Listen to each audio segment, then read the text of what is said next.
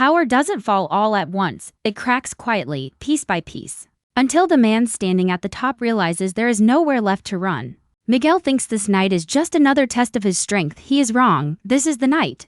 Everything he built starts pushing back against him. Miguel stands in a place he believes he controls. Surrounded by walls, guards, and silence, on the surface, everything feels stable. The streets are quiet, the money is moving, and his enemies seem distant. This is the kind of calm that makes a man believe he has finally won. Miguel has fought hard to reach this point, cutting deals, breaking people, and forcing fear into every corner of Chicago. He tells himself that power means safety, and safety means survival. For a moment, he allows himself to breathe. But beneath that calm, the pressure is already rising.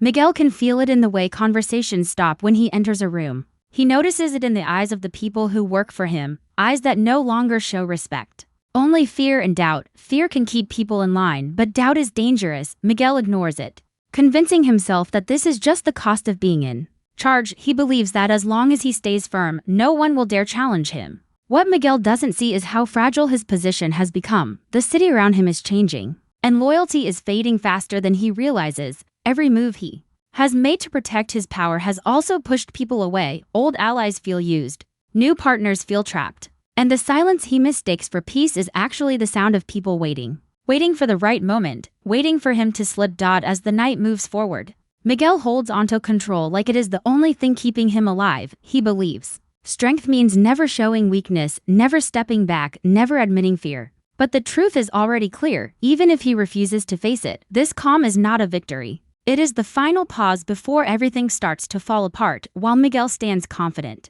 his enemies are already moving. They don't rush, they don't make noise. They understand that the strongest empires fall from inside first. Every decision Miguel made in the past now comes back with a price. Deals he forced, threats he used, promises he never planned to keep. Each one created someone who is no longer afraid of him. Tommy's presence in the city changes everything. Unlike others, Tommy doesn't fear Miguel's reputation. He sees it as a challenge. Where Miguel relies on control and planning, Tommy thrives on chaos and instinct. This difference creates tension that Miguel cannot fully understand or predict. He tries to treat Tommy like everyone else, but that is his mistake. Tommy doesn't play by the same rules, and that makes him dangerous. At the same time, Miguel begins to feel isolated. People he once trusted now speak carefully around him. Information reaches him late or not at all. Small mistakes start piling up. The missed call, a delayed shipment, a meeting that doesn't go as planned. Each problem seems small on its own, but together they form a warning Miguel refuses to hear. His grip on the city is slipping, and the people around him know it. Miguel reacts the only way he knows how. He tightens control, he threatens harder. He demands loyalty instead of earning it, but power built on fear always cracks under pressure. The more Miguel pushes, the more his enemies see opportunity. They sense his desperation, even if he hides it behind anger and pride. And slowly, the walls he thought protected him start turning into a cage. There comes a moment when Miguel realizes something is wrong, not all at once, but in pieces. A look that lingers too long, a silence that feels heavy instead of calm. He starts asking questions, but the answers feel incomplete. Deep down, Miguel knows he has reached a point where control is no longer guaranteed. The city is no longer listening the way it used to. This realization hits him hard because Miguel has always believed in one rule: never back down. To him, stepping away means losing everything. So instead of slowing down, he doubles down. He makes bold moves, risky moves, the kind that only work if everyone still fears him. But fear is fading, and Miguel doesn't see that clearly until it's almost too late. The pressure builds inside him. Anger replaces patience. Every challenge feels personal. Miguel stops thinking long-term and starts thinking about survival. His decisions become sharp and fast, driven by pride more than strategy. He tells himself that one strong move will fix everything, that showing strength will force the city back into line. This is the point of no return. The moment Miguel chooses to fight instead of adapt, he convinces himself that power means standing alone if necessary, but standing alone is dangerous. Especially when enemies are watching closely. Miguel believes he is preparing for battle. In reality, he is walking straight into it, with fewer allies and more enemies than he realizes. By the time Miguel understands what is happening, the damage is already done. The power he worked so hard to build now weighs him down. Every move feels heavy, every decision feels final. There is no clean escape, no easy solution.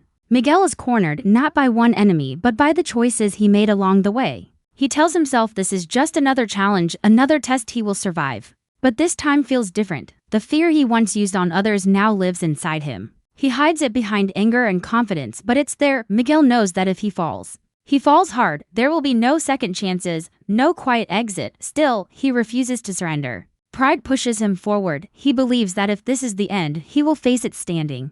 Not running, not begging, Miguel prepares for his final stand. Even if he doesn't fully accept that it is won, to him, power is everything. Without it, he believes he is nothing, and so the stage is set. The calm is gone, the shadows are closing in. Miguel stands at the edge of everything he built, unaware that the city has already started to move on.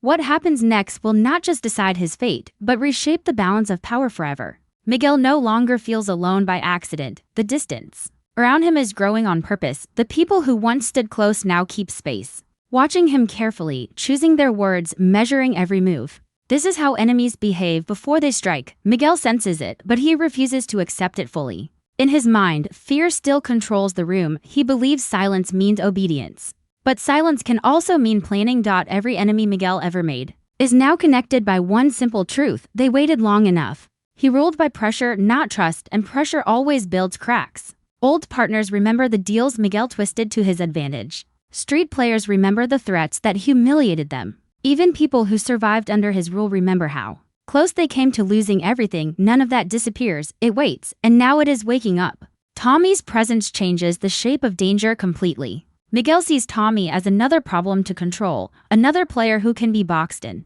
But Tommy does not fear Miguel's name, his money, or his reach. Tommy moves differently. He listens, watches, and reacts fast. That makes him hard to read and harder to stop. Miguel underestimates this, thinking power alone can keep Tommy in line.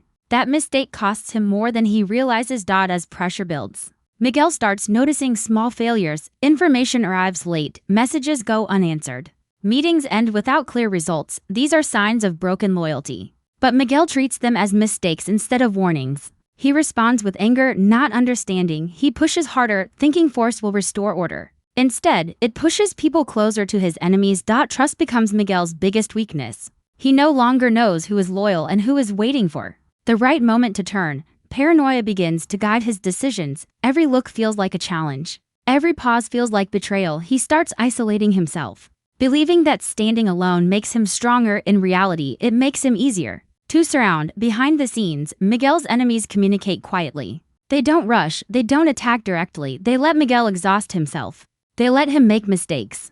They understand that a man fighting everyone eventually runs out of strength. Miguel thinks he is still in control, but control is slipping through his fingers, unnoticed and unstoppable. The city is changing, and Miguel is no longer shaping it. He is reacting to it. That shift matters more than any gun or threat. Once a leader starts reacting instead of planning, the fall becomes inevitable. Miguel does not see the full picture yet, but the walls around him are closing in, and this time there will be no warning shot.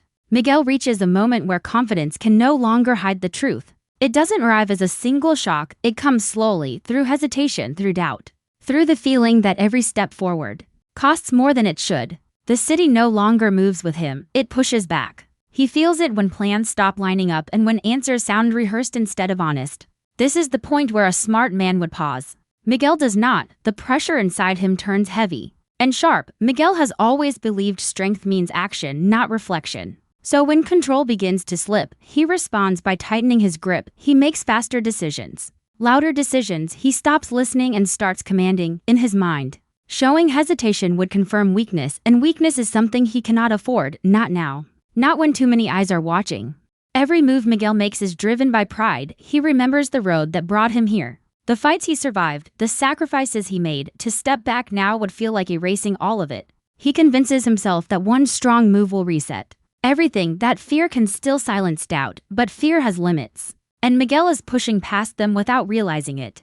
This is where strategy turns into desperation. Miguel stops thinking about tomorrow and focuses only on winning the next moment. His world becomes smaller, allies become tools, risks become acceptable. He ignores advice that doesn't match what he wants to hear. The calm, careful leader he once was fades away, replaced by someone reacting to threats instead of shaping the board. Inside, Miguel knows he is running out of time. He feels it late at night, when the noise dies down and his thoughts grow loud. He tells himself this pressure is normal, that leaders always feel alone at the top.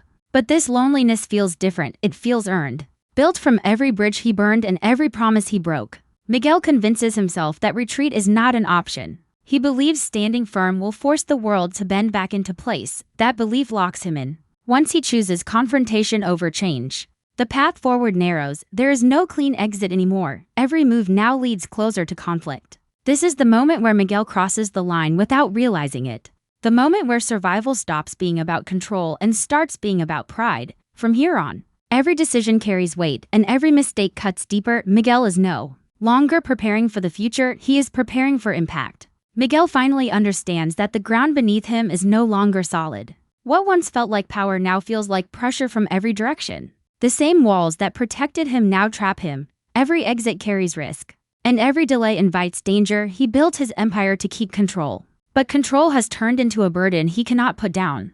There is no space left to breathe, only space to decide how far he is willing to go. He looks around and sees the damage clearly now. Loyalty has thinned, respect has faded, fear remains, but fear alone cannot hold a city together. Miguel knows this. Even if he refuses to say it out loud, he can feel eyes watching him, waiting for him to make the wrong move. Every step he takes is measured, judged, and remembered. The room no longer belongs to him, he is only standing in it.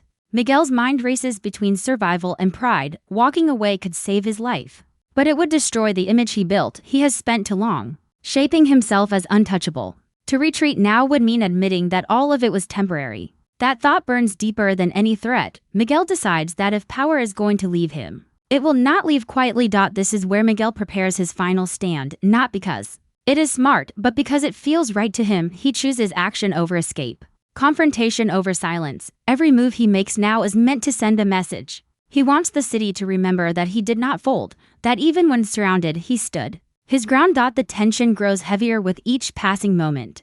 Conversations shorten, movements slow, the air feels thick, charged with something close to violence. Miguel does not flinch. He tightens his grip on the little control he has left and pushes forward. There is no backup plan, no safety net, only the belief that strength, shown clearly and loudly, can still change the outcome. Deep down, Miguel understands what this choice costs him. He knows that once this line is crossed, there is no return. Win or lose, everything will be different.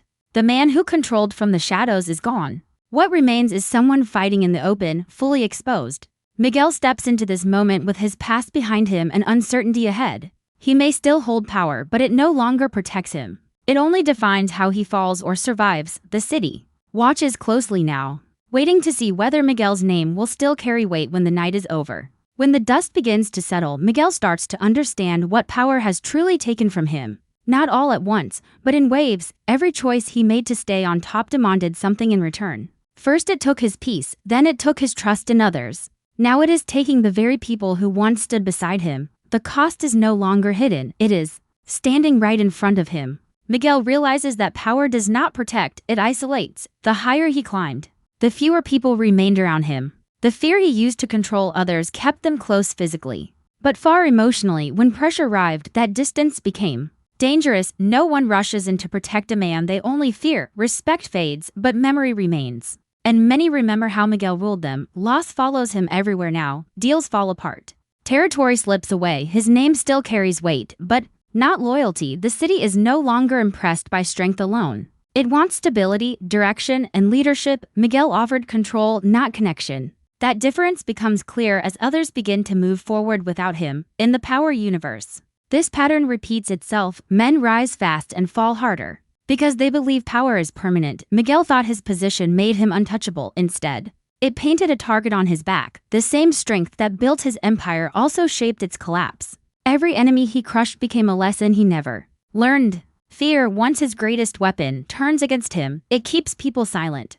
But silence hides intention. Miguel sees now that fear creates patience, not loyalty. People wait. They watch, they plan. By the time they act, it is already too late. For the man who believed fear was enough, Miguel stands surrounded by what remains of his world. Understanding that survival costs more than violence, it costs humility, awareness, and the ability to change. These are things Miguel ignored for too long. Power asked for everything, and he gave it willingly, thinking the reward would last forever. What Miguel loses is more than control. He loses the chance to rewrite his story. From this point forward, his name will be remembered not for how high he climbed, but for how he fell, and in a city that never forgets. That may be the heaviest price of all.